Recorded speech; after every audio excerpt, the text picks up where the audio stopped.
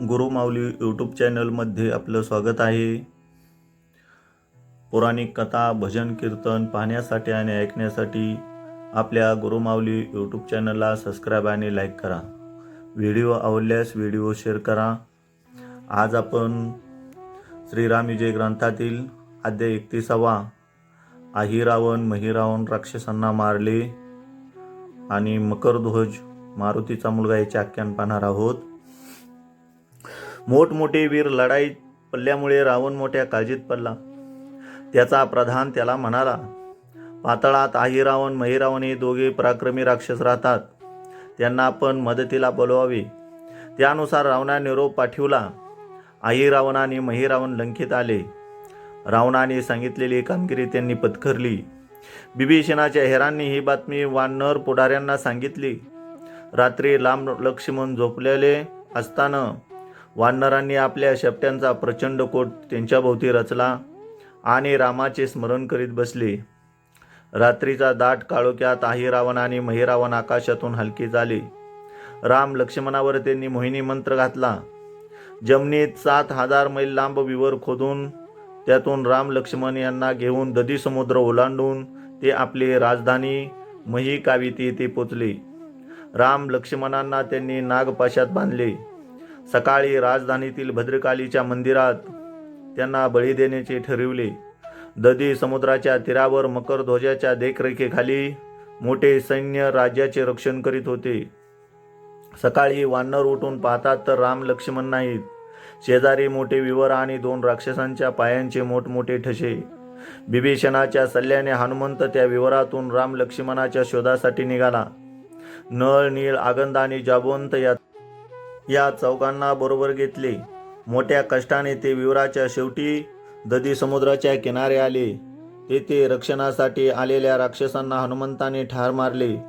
मकरध्वजाला त्यांनी कुस्तीत खाली पाडले. तेव्हा तो ओरडला, जय हनुमान, माझ्या मदतीला या. हनुमान कोण? तो तुझा पिता कसा? मकरध्वज म्हणाला. लंका जाळल्यावर हनुमंत समुद्रावर आला. त्याने आपल्या मस्तकावरचा घाम बोटाने समुद्रात टाकला. तो एका मगरीने गिळला. तेव्हा तिला गर्भ राहिला. तोच मी मकरध्वज. ओळख पटल्यावर मकरध्वजाने हनुमंताच्या पायावर डोके ठेवले. तोच ती मगरही आली. तिने अहिरावण महिरावण यांचा वृत्तांत सांगितला. तिच्या सल्ल्याप्रमाणे हनुमंत महिकावितीस उड्डाण करून गेले. बाकीचे वानरवीर तिथेच राहिले. मारुती सूक्ष्म रूप धारण करून महिकावितीस भद्रकालीच्या मंदिरात गेला. त्याने मंदिराचे दार आतून लावून घेतले. भद्रकालीची मूर्ती उचलून तीर्थ जाण्याच्या मार्गात ठेवली व आपण देवीच्या जागी बसला. राक्षसांनी देवीच्या पूजेचे सर्व साहित्य आणि राम लक्ष्मण यांना बळी देण्यासाठी मिरवणुकीत आणले होते. तर दरवाजा बंद. देवीने आतून गर्जना केली, भक्तांनो, आज मी फार उग्र स्वरूप घेतले आहे. ते तुम्हाला बघवणार नाही. तेव्हा गाभाऱ्यावर एक मोठे भोग पाडा आणि तेथून पूजाद्रव्य व बळी आत सोडा. अहिरावण आणि महिरावण यांनी मंदिराच्या वरच्या बाजूला मोठे गवाक्ष पाडून त्यातून पूजाद्रव्य आत सोडले. दूध, दही, मध वगैरे पंचामृताच्या घागरीवरून ओतल्या. मारुतीने त्या पेवून टाकल्या. नैवेद्याची ताटे आता रिकामी केली. ती मारुतीने फस्त केली. मग देवीचे रूप घेतलेले मारुतीने आतून गर्जना केली, भक्तांनो, तुमच्या पूजेने मी तृप्त झाले. आता ते बळी जिवंत आत सोडा, म्हणजे मी त्यांना जिवंत गिळून टाकेन. राक्षसांनी राम लक्ष्मणांना मिरवणुकीत तेथे आणलेच होते. त्यांनाही आत सोडले.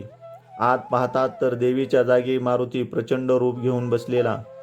त्यांना आश्चर्य वाटले. मग मारुतीने गर्जना केली, वा वा, आजच्या बळीने मी तृप्त आहे. आता अहिरावणाने एकट्याने दर्शनाला यावे. अहिरावण गवाक्षातून आत आला तर देवीने प्रचंड रूप घेतले. भीतच तो तिच्या चरणावर मस्तक ठेवण्याआधीच वाकला. त्याबरोबर मारुतीने त्याला पायाखाली दडपून त्याचा चुराडा केला. अहिरावण देवीच्या दर्शनाला जाऊन बराच वेळ झाला तरी तो बाहेर येत नाही. हे पाहून महिरावणाने दरवाजा फोडून आत प्रवेश केला तर अहिरावणाचा चुराडा झालेला आणि मारुती राम लक्ष्मणांना खांद्यावर घेऊन बाहेर आलेला. महिरावण युद्धाला धावला. महिरावण आणि लक्ष्मण यांच्यात युद्ध सुरू झाले. राम महिरावणाच्या मस्तकावर बाण मारू लागला. ते महिरावणाच्या अंगात घुसून त्याचे रक्त खाली पडताच त्यातून असंख्य महिरावण निर्माण होऊ लागले. त्याचा वध करून मूळ महिरावणाला बाण मारताच पुन्हा सर्व सेना महिरावणमय दिसू लागली. त्या चमत्कारामुळे श्रीराम चकित झाले.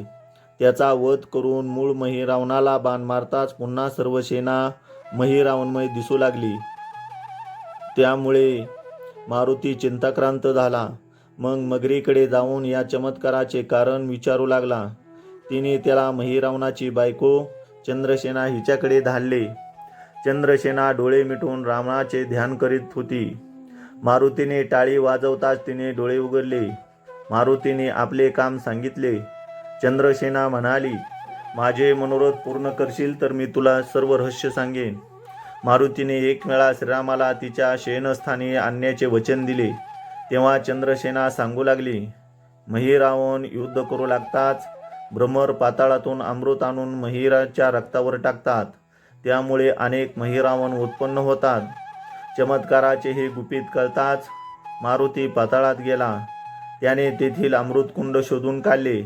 तेथे त्या सर्व भ्रमरांना त्याने मारले. मुख्य भ्रमर मारुतीला शरण आला. त्याच्याकडून त्याला वेळप्रसंगी मदत करण्याचे आश्वासन देऊन त्याने जीवदान मिळवले. इकडे रामाने ब्रह्मास्त्र बाणावर स्थापन करून तो बाण सोडता सर्व महिरावण भस्म झाले. बाकी राहिलेले असुर मारुतीने शिपटीने बांधून दूर फेकून दिले. हनुमंत चंद्रसेनेकडे आला आणि तिला म्हणाला, श्रीरामाला मी तुझ्या भेटीला घेऊन येतो. तू मंचक वगैरे नीट मांडून ठेव. परंतु मंचक जर का मध्येच मोडला तर मात्र राम येथे थांबणार नाहीत. असे बोलून मारुती निघून गेला. चंद्रसेनेने श्रीरामासाठी उत्तम पलंगावर सुंदर शेज तयार केली. इकडे मारुती जीवदान दिलेल्या ब्रह्मराकडे गेला. त्याला गुप्तपणे चंद्रसेनेच्या महालातील सुंदर शेजेचा पलंग पोखरून कुंकवत करण्याची कामगिरी दिली. त्याप्रमाणे ब्रह्मराने तो पलंग पोखरला. त्यावेळी मारुती रामाला घेऊन चंद्रसेनेच्या महालात आला. रामाला पाहता चंद्रसेनेला खूप आनंद झाला. तिने श्रीरामाला पलंगावर बसण्यास सांगितले. राम पलंगावर बसू लागताच तो मंचक मोडून त्याचा चुरा झाला. तेव्हा राम म्हणाले, पुढील अवतारी सत्यभामेच्या रूपाने तू जन्मशील. मी कृष्ण होऊन तुझ्याशी लग्न करेन. असे सांगताच तिला समाधी लागली. नंतर रामाने महाकवितेच्या राजसिंहासनावर मकर ध्वजास बसविले आणि मारुतीने राम लक्ष्मणास खांद्यावर घेऊन उड्डाण केले. रस्त्यात नळाधिकास बरोबर घेऊन ती सर्व मंडळी सुवेळा चलावर आली. तेव्हा सर्वांना आनंद झाला. याप्रमाणे श्रीरामविजय ग्रंथातील 31वे पुष्प या ठिकाणी समाप्त होत आहे. जय श्रीराम.